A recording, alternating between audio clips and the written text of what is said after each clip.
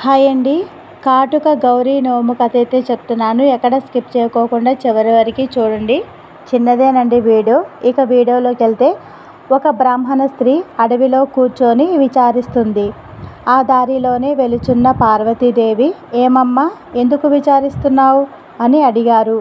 అందుకు ఆమె, అమ్మ, నువ్వు ఎవరో తెలుసుకోవడానికి నాకు కళ్ళు లేవు, గుడ్డిదానను.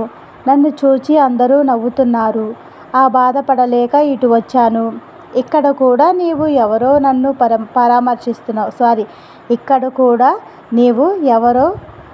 పరామర్శిస్తున్నావు. ఇరుగు గ్రుడ్డి, పొరుగు గ్రుడ్డి, అంతా గ్రుడ్డి అని అన్నది. పార్వతీదేవి నవ్వుకొని, నీవు పూర్వము కాటుక గౌరీ నోము పట్టి ఉల్లంఘన చేశావు.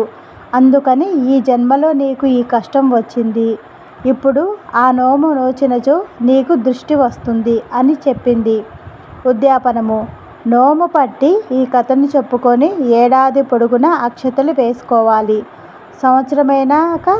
సంవత్సరమైనాక ఒక పుణ్యస్త్రీ తలంటి నీళ్లు పోసి చీర రవికల గుడ్డ కాటుక భరణితో దక్షిణ తాంబూలమును ఆమెకు ఇవ్వాలి. ఇదండి కాటుక గౌరీ నోము కథ.